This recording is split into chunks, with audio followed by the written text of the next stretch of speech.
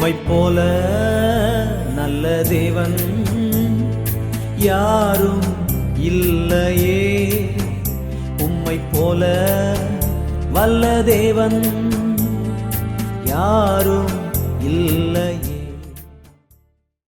கிருபையுள்ள பிதாவே, இந்த அருமையான காலை வேளைக்காக ஸ்தோத்திரம். நீ நல்லவர், நன்மை செய்கிறவர். இது கர்த்தர் உண்டு பண்ணின நாள், இதிலே களி கூர்ந்து மகிழ கடவுள் வசனத்தின்படி ஆண்டவரே வார்த்தைகளை கேட்டு நினத்தையும் கொழுப்பையும் உண்டது போல நாங்கள் திருப்தியாக கிருபைத்தார். கர்த்தர் ஆசீர்வதிங்க. இந்த வார்த்தைகளை கேட்கிற அன்பு சகோதர சகோதரிகள் யூடியூப் மூலமாக, அண்டொரு ஃபேஸ்புக் மூலமாக, இன்ஸ்டாகிராம் மூலமாக, ட்விட்டர் மூலமாக, உலகத்தின் பல பகுதிகளிலிருந்து, பல நாடுகளிலிருந்து, பல ஆயிரம் மைல்களுக்கு அந்த பக்கத்திலிருந்து உங்களுடைய வசனத்துக்காக காத்திருக்கிற ஏங்குகிற ஒவ்வொருவருக்காக ஜெபிக்கிறேன். கர்த்தர் ஆசீர்வதியும். ஆண்டவரே, உங்களுடைய வசனம் ஆண்டவரே வல்லமையுடையது. உங்களுடைய வசனத்துல சுகம் இருக்கிறது, உங்களுடைய வசனத்துல பலன் இருக்கிறது, உங்களுடைய வசனத்துல வெளிச்சம் இருக்கிறது, உங்களுடைய வசனத்துல ஜீவன் இருக்கிறது, உங்களுடைய வசனத்துல அதிகாரம் இருக்கிறது, உங்களுடைய வசனத்துல வெற்றி இருக்கிறதுப்பா, உங்களுடைய வசனத்துல பரிசுத்தம் இருக்கிறது, ஆண்டவரே வசனத்துல செழிப்பு இருக்கிறது. அனைத்தையும் கர்த்தர் கொடுத்து வழி நடத்த ஜெபிக்கிறோம். எங்களோடு பேசுங்க, கண்களை திறங்க அப்பா. வேதம் எவ்வளவு பெரிய ஆசீர்வாதமான புஸ்தகம் ஆண்டவரே. ஆராய்ந்து பார்க்க எத்தனை மகத்துவமான சத்தியங்களை கர்த்தர் வைத்திருக்கிறீங்க ஆண்டவரே. எங்கள் புத்தி கெட்டாதவர்களெல்லாம் வைத்திருக்கிறீங்க, அவளை கற்றுக்கொள்ள கிருபை தாங்க ஆண்டவரே. வேத வசனம் என்கிற இந்த மன்னாவை புசித்து நாங்கள் பலனடைந்து எங்கள் ஓட்டத்தை ஓட உதவி செய்யும். உமக்கே மகிமை, உமக்கே கனம். இயேசுவின் நாமத்தில் பிதாவே, ஆமேன், ஆமேன். Good morning. உங்கள் அனைவருக்கும் வாழ்த்துக்கள். கர்த்தர் உங்களை ஆசீர்வதிப்பாராக. கர்த்தருடைய பிள்ளைங்க ஒருத்தரை பார்த்து பிரைஸ் தி லார்ட்னு சொல்லலாம், குட் மார்னிங் சொல்லலாம், நல்லா இருக்கீங்களான்னு கேட்கலாம். தெரியாத ஒரு ஆளை பார்த்து அவரவருக்கு ஏற்ற மாதிரி சார் வணக்கம் சார், புது ஆட்களை பார்க்கும்போது அங்கே போய் பிரைஸ் தி லார்ட்னு சொன்னால் விளங்காது. ஸோ நமக்கு புரிகிற மாதிரி பேசணும். நான் எத்தனையோ பேரை பார்த்து பேசியிருக்கிறேன். வணக்கம் சாமி, எப்படி இருக்கிறீங்க? சாமியார்களை பார்க்கும்போது நல்லா இருக்கீங்களா, அப்படி எது கேட்டாலும் ஒரு சிரிச்ச முகத்தோட சந்தோஷமாக. நம்மளை சுற்றி இருக்கிற மக்களுக்கு நம்ம ஒரு சந்தோஷமான ஆள்னு தெரியணும். சோகமாக முகத்தை தூக்கி வச்சுக்கிட்டு சிடுமூஞ்சி மாதிரி இருக்கக்கூடாது. Be happy always, always carry a smile on your face. உங்கள் முகத்தில் எப்பவும் ஒரு புன்சிரிப்பை எடுத்துகிட்டு போங்க, அதை வச்சுக்கோங்க. உங்கள் முகத்துக்கு அழகு அதுதான். கோபத்தோடு உங்கள் முகத்தை நீங்கள் கண்ணாடியில் பாருங்கள், உங்களுக்கே பொறுக்காது, அவன்டா இவன் நினைப்பீங்க. சிரிச்சுக்கிட்டே பாருங்களேன், உங்களுக்கே உங்கள் முகத்தை பார்க்க நல்லாயிருக்கும். ஸோ கர்த்தர் நல்லவர். ஸோ ஒரு ஆளை பார்க்கும்போது குட் மார்னிங் சொல்கிறேன், it's a greetings. Good morning sir அப்படிங்கிறது இந்த நாள் உங்களுக்கு நல்லா இருக்கும் சார் அப்படின்னு வாழ்த்துறோம். அது சந்தோஷமாக சொன்னால் எவ்வளோ நல்லா இருக்கும். அதுவும் அர்த்தத்தோடு சொன்னால் எப்படி இருக்கும், உணர்ந்து சொன்னால் எப்படி இருக்கும். நம்ம பொதுவாக பிரைஸ் லார்ட் சொல்லி பழகிட்டோம். நல்லது, நத்திங் ராங். ஆனால் இடத்துக்கேற்ற மாதிரி பேச கர்த்தர் கிருபை தருவாராக. கர்த்தர் நல்லவர். ஆமேன் சொல்லாமா? ஆமேன். கர்த்தருக்கு ஸ்தோத்திரம் உண்டாவதாக. முதல் நற்செய்தியாளன், ஃபர்ஸ்ட் இவாஞ்சலிஸ்ட், முதல் சுவிசேஷகன், ஒரு நற்செய்தியை கொண்டு வந்த ஒரு புறா. ஆதியாகமம் 8ஆம் அதிகாரம் 8ஆம் வசனம். பின்பு பூமியின் மேல் ஜலம் குறைந்து போயிற்றோ என்று அறியும்படி ஒரு புறாவை தன்னிடத்திலிருந்து வெளியே விட்டார். முதல்ல காகத்தை விடும்போதும் அவருக்கு ஏதோ ஒரு நோக்கம் இருந்தது. காகத்தை விடும்போது ஏதாவது செய்தி கொண்டு வராதா? ஆனா அது போகுது வருது, போகுது வருது, ஜலம் வற்றி போகிற வரைக்கும் பல மாசங்கள், 6 மாசங்கள், 150 நாள் அவங்க மேல இருக்கிறாங்க. அதன் பிறகு கர்த்தருக்கு ஸ்தோத்திரம், திரும்ப 150 நாளுக்கு பிறகு ஜலம் வடிந்தது. திரும்ப ஒரு 6 மாசத்துக்கு மேல வடியுது, 6-7 மாசம் வடியுது. ஏன்னா ஒரு வருஷம் 17 நாள் நினைக்கிறேன் நோவா பேழையில இருந்தது. அப்படி ஒரு நாள் வடிஞ்சுக்கிட்டே இருக்கு. அப்போ அது வரைக்கும் காகம் வெளியே போனதுல இருந்து வருது போகுது. அது ஒரு நற்செய்தியை கொண்டு வரல. நோவா எதிர்பார்த்தது நடக்கல. காகத்தை அனுப்பி நோவா எதிர்பார்த்தது நடக்காத போது நோவா சோர்ந்து போகல, அடுத்த வழி வச்சிருக்கிறாரு. இந்த காகம் போகுது வருது, இதனால நமக்கு ஒரு நியூஸ் இல்லை.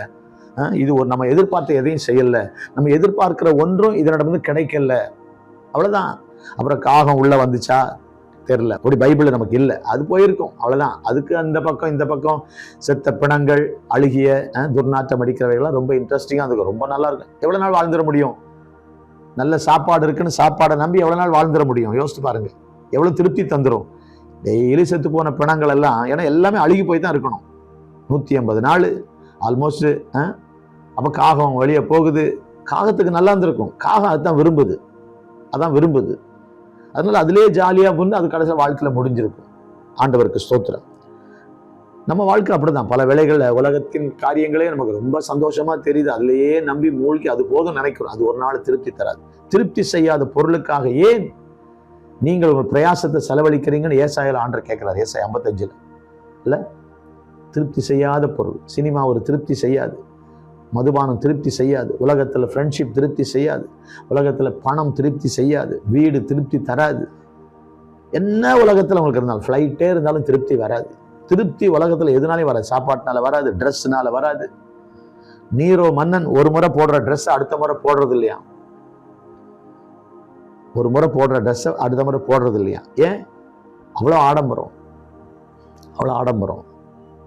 கிளியோபட்ராங்கிற ஒரு எகிப்திய பேரழகின்னு சொல்லுவாங்க. கழுதப்பாலில் தான் குளிப்பான்னு சொல்லுவாங்க. அது அவ்வளோ சீக்கிரம் கிடைக்கிற விஷயமா? அவ்வளவு ஆடம்பரம், ஊதாரித்தனம், லக்ஸுரி லைஃப். இன்னைக்கு நிறைய சில பணக்காரர்களோட வரலாறெல்லாம் படிக்கும்போது எவ்வளவு அவங்க சாப்பிட்ற ஸ்பூன் கூட கோல்டில் சாப்பிட்டா திருப்தி வந்துடுமா? அப்போ சிலர் பொண்ணு, சிலருக்கு ஆசை பாருங்க, தொட்டதெல்லாம் பொண்ணாகணும். ஒரு கதை நம்ம கேட்டிருக்கோம்ல, பேராசை பெருநஷ்டம். எல்லாம் கோல்டாக இருந்தாலும் என்ன கொண்டு போக போகிறோம்? கோல்டை கரைச்சி குடிக்க முடியுமா? கோல்டு இருக்கிற வீட்டில் குடியிருந்தாலும், நம்ம ட்ரெஸ்ஸே கோல்டு மாதிரி இருந்தாலும் வாழ்க்கையில் திருப்தி வந்துடுமா? திருப்தி தராது. இதெல்லாம் திருப்தி தராது. அதனால் உலகத்தில் பணம் இருக்குதா சந்தோஷம், வீடு இருக்குதா ஸ்தோத்திரம், கார் இருக்குதா ஸ்தோத்திரம், வசதிக்கு இன்னொரு நல்ல ஒரு கார் வாங்குறீங்களா ஸ்தோத்திரம். திருப்தி தராது. இதெல்லாம் திருப்தி செய்யாத பொருள். ஆனால் ஆண்டவர் தாகமாயிருக்கிறவர்களே வாங்க என்கிட்ட, நீங்க பணமுமின்றி விலையுமின்றி திராட்சை ரசமும் பாலும் கொள்ளுங்க அழைக்கிறார். Good news. இது மட்டுமல்ல, விலையும் இல்லாம, பணம் இல்லாம, செலவு இல்லாம, தண்ணி இல்லை. தாகமா இருக்கிறவனுக்கு தண்ணி தானே எதிர்பார்ப்பான். தாகமா இருக்கிறே வானா தண்ணி தான் கொடுப்போம். யோசித்து பாருங்க. அப்போ அந்த தாகமா இருக்கிறவர்களே நீங்கள் தண்ணீர் இன்றைக்கு வாருங்கள். பணம் இல்லாதவர்கள் வந்து சாப்பிடுங்கள். எதை சாப்பிடுங்க? திராட்சை ரசமும் பாலும். தண்ணி எதிர்பார்க்கிறவனுக்கு திராட்சை ரசம் கொடுக்கிறவர் கர்த்தர். திராட்சை ரசம் முகக்கலையை உண்டாக்கும். யோசித்து பாருங்க. நீங்க எதிர்பார்க்கிறத விட சிறந்ததை தருகிறவர் கர்த்தர், உயர்ந்ததை தருகிறவர். எதிர்பார்க்கிறதையே உலகம் தராது. உலகம் தருவது ஏமாற்றம், இயேசு தருவது மனமாற்றம். அடிக்கடி நான் சொல்லுவேன். சந்தோஷம் வரும்னு போவீங்க, ஏமாற்றம் தான். ஆண்டவர் அப்படி இல்லை. இது செய்வாரா நினைப்போம். நம்ம நினைக்கிறது அதிகமாக செய்வார். வேண்டிக் கொள்வதற்கும் நினைப்பதற்கும் அதிகமாய் செய்வார். அதான் ஆண்டவர். ஸோ அப்படிப்பட்ட ஆண்டவர் இந்த காகம் நோவாவுக்கு சோகம் தந்த போது நோவா நெக்ஸ்ட் பார்க்கிறாரு. சோர்ந்து போயிடல. நம்ம ஆண்டவர் அப்படித்தான். அவர் சோர்ந்து போகிறது இல்லை. நீங்க கர்த்தருடைய சித்தத்தை நிறைவேற்றலைன்னா, கர்த்தர் எதிர்பார்க்கிறத நிறைவேற்றலைன்னா, கர்த்தர் எதிர்பார்க்கிறபடி வாழலைன்னா, கர்த்தர் உங்களை பைபாஸ் பண்ணிட்டு இன்னொருத்தரை வச்சு செய்வாரு. உங்க பிரிவிலேஜ் உங்களுக்கு தெரியணும். எவ்வளவு ஸ்லாக்கியத்தோட கர்த்தர் என்னை படைச்சிருக்கிறார். எனக்கு தேவதூதர்களுக்கு இல்லாத ஸ்லாக்கியம். ஊழியரே, தேவதூதர்களுக்கு இல்லாத ஸ்லாக்கியத்தை கர்த்தர் உங்களுக்கு தந்திருக்கிறார். நம்ம பெரிய திறமசாலியா, அறிவாளியா, பலசாலியா, பணக்காரனா? ஒண்ணுமே இல்லைங்க. இல்ல, அற்பரும் நீசரும். ஆபிரகாம் சொன்ன மாதிரி தூளும் சாம்பலும். நம்மளை தெரிந்து கொண்டாரே. எவ்வளவு பெரிய நல்ல ஆண்டவர் பாருங்க. அவர்கிட்ட இல்லாத தேவதூதர்களா? அவர்கிட்ட இல்லாத வல்லமையா? பார்வோனை அழிக்கிறதுக்கு மனுஷனை அனுப்பினாரு, வெட்டுக்கிளி. பார்வோனை அடிக்கிறதுக்கு தலையில இருக்கிற பேனு. பார்வோனை அழிக்கிறதுக்கு பயப்படுறதுக்கு தவளை. பார்வோனை பயங்காட்டி அவனை திருத்துறதுக்கு காரிருள், கொப்பளம். யோசிப்பாரு, கல்மலை. பெரிய ராணுவத்தை அனுப்பல. அவர்கிட்ட இல்லாத ராணுவமா? அவர்கிட்ட இல்லாத யோசனையா?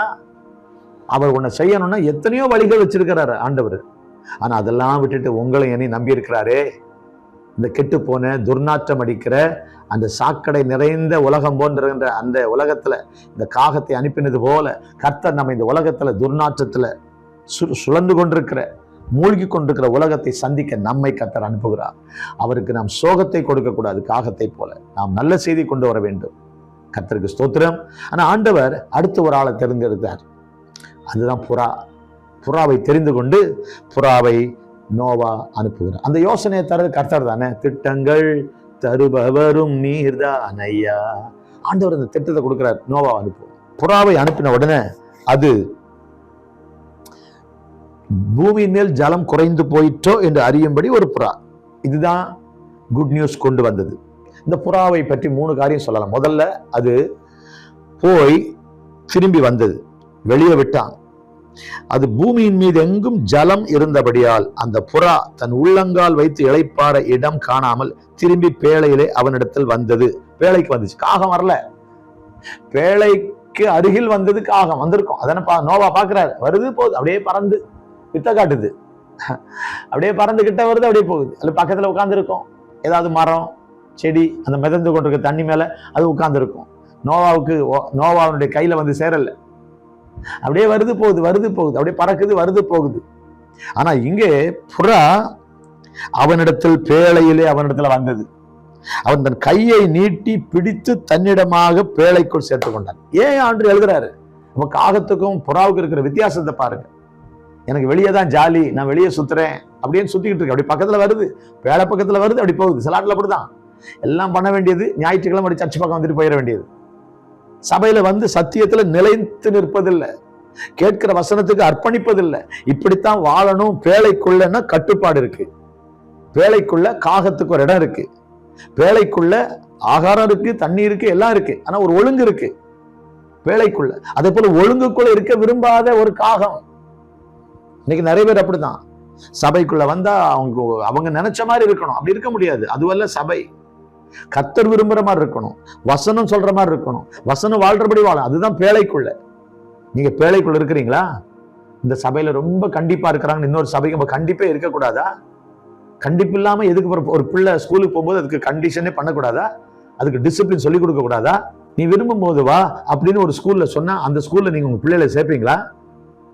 இன்னைக்கு ஏன்டா ஸ்கூலுக்கு போகலன்னு கேட்குறீங்க. இல்லை பரவாயில்ல, வந்து வராட்டாலும் பரவாயில்லன்னு எங்கள் டீச்சர் சொன்னாங்க, இல்லை பிரின்சிபல் சொன்னாருன்னு சொன்னா, பையன் சொன்னா, நீங்கள் சந்தோஷப்படுவீங்களா? பரவாயில்லடா நல்ல ஸ்கூல் சொல்வீங்களா? உடனே அந்த ஸ்கூலை விட்டு மாற்றி நல்ல டிசிப்ளின் இருக்கிற ஸ்கூலில் சேர்க்க மாட்டீங்க? ஏன் நிறைய பேர் கிறிஸ்தவ பள்ளிக்கூடங்களில் பிள்ளைகளை படிக்க வைக்கிறாங்கன்னா டிசிப்ளின் எல்லா பள்ளிக்கூடங்களை விட. ஏன்னா அங்கே ஜபம் இருக்கும். மற்ற இடங்களில் டிசிப்ளின் சொல்லி கொடுப்பாங்க, இங்கே டிசிப்ளினை வாழ்ந்து காட்டுவாங்க. கடவுளுக்கு பயப்படுகிற பயத்தை டீச் பண்ணுவாங்க. அன்பா ஆண்டுடைய பிள்ளைகளே, அப்போ இந்த புறா திரும்பி வந்தது. உள்ளங்கால் வைத்து இளைப்பாற இடம் இல்லை. இந்த உலகத்துல ஒரு விசுவாசிக்கு இளைப்பாறுதல் இல்லை. நீங்க படிச்சீங்கன்னா கர்த்தருக்கு ஸ்தோத்திரம் உண்டாவதாக. எபிரேயர் 4 அதிகாரம் 9 ஆகையால் தேவனுடைய ஜனங்களுக்கு இளைப்பாறுகிற காலம் இனி வருகிறதா இருக்கிறது. இந்த பூமியில நமக்கு இளைப்பாறுதல் இல்லை. Man's soul finds no rest until it rests in God. கடவுளில் போய் தஞ்சம் அடைகிற வரைக்கும் மனித ஆத்துமாவுக்கு இளைப்பாறுதல் இல்லை. கடவுளில் அடைகிற இளைப்பாறுதலுக்கு முன்பாக வேறு இளைப்பாறுதல் இல்லை. சோ உள்ளங்கால் வைத்து இளைப்பாறுதல். இந்த உலகம் நமக்கு இளைப்பாறுதலை தராது. உலகத்தில் நீங்க இளைப்பாற முடியாது. நமக்கு கர்த்தருடைய சமூகம் தான் இளைப்பாறுதல், பேழைக்குள்ளதான் இளைப்பாறுதல். இதுவே நீங்கள் இளைத்தவனை இளைப்பாறப்படத்தக்க இளைப்பா என்னது? பரியாச உதடினாலும் அந்நிய பாஷையிலும் பேசுவார். சபைக்குள்ள வரீங்க, வசனம் கேட்கறீங்க, பாட்டு பாடுறீங்க, ஆராதிக்கிறீங்க, அது பெரிய இளைப்பாறுதல், பெரிய சமாதானம். அதனால்தான் உண்மை உறுதியாய் பற்றி கொண்ட மனதை உடையவன் உண்மையே நம்பி இருக்கிறபடியால் நீர் அவனை பூரண சமாதானம் காத்துக்கொள்வீர். பூரண சமாதானத்துடன் சபையை விட்டுறாதீங்க. சபைக்குள்ள உங்களுக்கு இளைப்பாறுதல் இருக்கு. எவ்வளவு சுத்தினாலும் அதுக்கு இளைப்பாறுதலே இல்லை. வேலைக்குள்ள வந்துடுச்சு. காகம் வரல. நீங்க காகத்தை போல இருக்கிறீங்களா, இல்லைன்னா புறாவை போல இருக்கிறீங்களா? சபைக்குள்ள உங்க இளைப்பாறுதல் இருக்கிறது. சபைக்குள்ளதான் பாதுகாப்பு, சபைக்குள்ளதான் எனக்கு ஆசீர்வாதம், சபைக்குள்ள சத்தியம் இருக்கு, எனக்கு ஆகாரம் இருக்கு, சபை எனக்கு போதும். அந்த எண்ணம் உங்களுக்கு இருக்கா? சபையில நிலைத்து இருக்கிறீங்களா? சபை ஐக்கியத்தை விரும்புறீங்களா? மற்ற பறவைகளோட சேர்ந்து வாழ இந்த புறா வந்தது அல்லவா? அதே போல மற்ற விசுவாசிகளோடு இணைந்து வாழ்வதற்கு நீங்கள் ஆயத்தமாய் இருக்கிறீர்களா? ஒரு ஐக்கியம் உண்டா? சபை ஐக்கியம் உண்டா? நோவா தன் கையை நீட்டி, அந்த கையை நீட்டின உடனே அவருடைய கைக்கு வந்து ஒரு போதகரின் கரத்துக்குள்ள அடங்கி இருங்கள், கர்த்தரின் கரத்துக்குள்ள அடங்கி இருங்கள், வசனத்துல அடங்கி இருங்கள், வசனத்தை சரியாய் சொல்லுகிற போதகர் கொடுக்கிற ஆலோசனைக்கு அடங்கி இருங்கள். உங்கள் சபை போதகர் சொல்லுகிற வசனத்துக்கு கீழ்ப்படியுங்கள். அவர் கர்த்தருடைய வார்த்தையை தானே சொல்லுகிறார், அதற்கு அடங்கி இருங்கள். நீங்கள் வசனத்துக்கு அடங்கி இருக்கும்போது கர்த்தருக்கு அடங்குகிறீர்கள். ஒரு தேவ வசனத்தை சரியாய் போதிக்கிற போதகருக்கு நம்ம அடங்கி நடக்கும் போது இல்ல, ஒரு ஆடுனா மேய்ப்பன் சொல் கேட்கலன்னா ஆபத்து, அங்க போகாதனா போனா ஆபத்து, திரும்பி வந்துருன்னா வரலன்னா ஆபத்து. ஆகவே ஒரு மேய்ப்பனின் சொல் கேட்கிற ஆட்டை போல என் ஆடுகளின் சத்தத்தை அறிந்திருக்குன்னு ஆண்டு சொன்னாரே, அவருடைய சத்தத்தை கேட்டு அவர் சித்தத்தை செய்கிற, அவர் எதிர்பார்ப்பை நிறைவேற்றுகிற ஒரு நபராய் நம்ம இருக்கணும். பேழைக்குள் வந்து விட்டது. நீங்கள் பேழைக்குள் இருக்கிற விசுவாசியா? சபை என்கிற பேழைக்குள் இருக்கிறீங்களா? சபையில நிலைத்து இருக்கிறீங்களா? சபை சத்தியத்துல உறுதியா இருக்கிறீங்களா? அன்னைக்கு 3000 பேர் ஞானஸ்தானம் பெற்றார்கள். அவர்கள் அத்தனை பேரும் உடனடியாய் வசனம் சொல்கிறது. அவர்கள் அப்போஸ்தலருடைய உபதேசத்திலும் அந்யோன்யத்திலும் அப்பம் பிட்குதலிலும் ஜபம் பண்ணுதலிலும் உறுதியாய் தரித்திருந்தார்கள். ஸ்ட்ராங்கா இருந்தாங்க. இதில் வேர்ட் ஆஃப் காடில், ஃபெல்லோஷிப்பில், இல்லை கம்யூனியனில் அண்ட் ப்ரேயரில். நீங்களும் நான் அப்படி இருக்கிறோமா? கர்த்தருக்கு ஸ்தோத்திரம். ஸோ உள்ளங்கால் வைத்து இளைப்பாறல. ஐயோ எங்கே பார்த்தாலும் அசுத்தம், இந்த உலகம் எங்கே பார்த்தாலும் அசுத்தம் தான். உலகத்தை பார்க்கறதுக்கு நல்லதாக தெரியக்கூடிய எல்லாமே அசுத்தம் தான், எல்லாம் அசுத்தம் வந்துவிட்டது. 7 நாள் பொறுத்து மறுபடியும் புறாவை பேழையில் வெளியே விட்டான். அந்த புறா சாயங்காலத்தில் அவனிடத்தில் வந்து சேர்ந்தது. இதோ அது கொத்தி கொண்டு வந்த ஒரு ஒலிவ மரத்தின் இலை அதன் வாயில் இருந்தது. அதனாலே நோவா பூமியின் மேல் ஜலம் குறைந்து போயிட்டு என்று அறிந்தான். ஒரு குட் நியூஸ் வந்துச்சு. அதான் நற்செய்தி, அதான் நற்செய்தி. இதைத்தான் அழகா சொல்லு. அப்ப நம்ம எல்லாருமே ஒரு சுவிசேஷகன், முதல் நற்செய்தியாளன் புறான்னு சொன்னேன். 7 நாள் பொறுத்து பேழைக்குள்ள வந்துட்டு திரும்ப நோவா அனுப்புறாரு. பேழைக்குள்ள நம்ம எப்பவும் இருக்கணும், பேழையை விட்டுறக்கூடாது. பேழையில் விட்டு வெளியே போய் அப்படியே ஊரை சுத்தி இஷ்டத்துக்கு போலாம் சுத்தக்கூடாது. ஆண்டவர் நல்லவர். 7 நாள் பொறுத்து அனுப்பின போது போயிட்டு அது ஒரு ரவுண்ட் அடிச்சு பார்த்துட்டு எங்கெங்கேயோ சுத்தி இருக்குமோ. காலையில போயிட்டு சாயந்தரம் வருதுங்க, இந்த புறா எல்லாம் சுத்தி பார்த்துட்டு வந்தா ஒரு ஒலிவ இலையை கொண்டு வருது.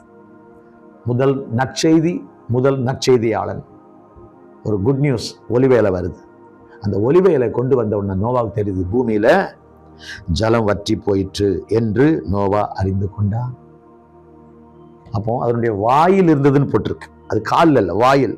ஒரு ஒலிவ மரத்தின் இலை அதன் வாயில். இன்னைக்கு நம்முடைய அந்த ஒலிவ இலை பார்த்த உடனே நோவாவுக்கு சூப்பர், மரங்கள் துளிர் விட ஆரம்பித்தது, ஒரு சந்தோஷ செய்தி வருது.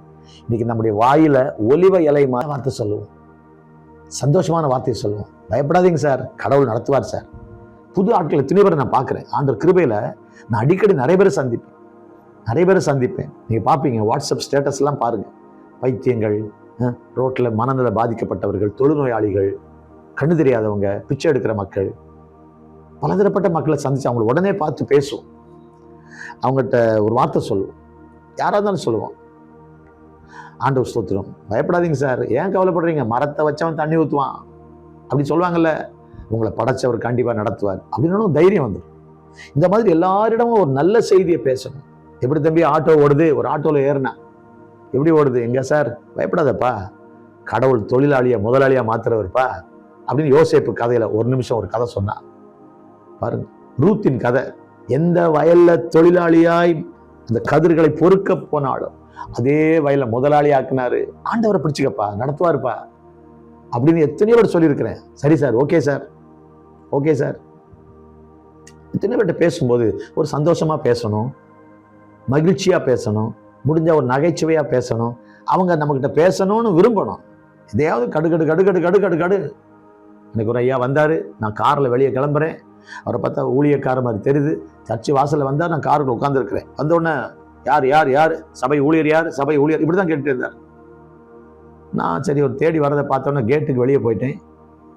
என்ன யாரு அப்படின்னா உடனே இந்த மாதிரி ஒரு பேப்பரை கையில் கொடுத்துட்டு ஆண்டு ஒழுங்கா வர, சீக்கிரம் வராரு, ஒழுங்கா இருங்க, எல்லாரும் ஒழுங்கா சபையை நடத்துங்க, ஒழுங்கா சபைக்கு சொல்லிக் கொடுங்க, சத்தியத்தை சொல்லிக் கொடுங்க. கடன்னு ஐயா நான் யார், எங்க, என்ன, ஏது ஒண்ணுமே சொல்ல, எடுத்த உடனே அப்படியே கத்தியில குத்துற மாதிரி பேசுறேன்.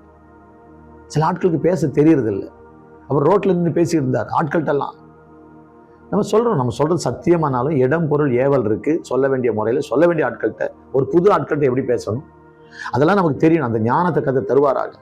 நீங்க வாசித்தீங்கன்னா ஏசாயா 52:7 சமாதானத்தை கூறி நற்காரியங்களை சுவிசேஷமாய் அறிவித்து ரட்சிப்பை பிரசித்தப்படுத்தி உன் தேவன் ராஜரீகம் பண்ணுகிறார் என்று சீயோனுக்கு சொல்லுகிற சுவிசேஷகனுடைய பாதங்கள். சொல்லுகிற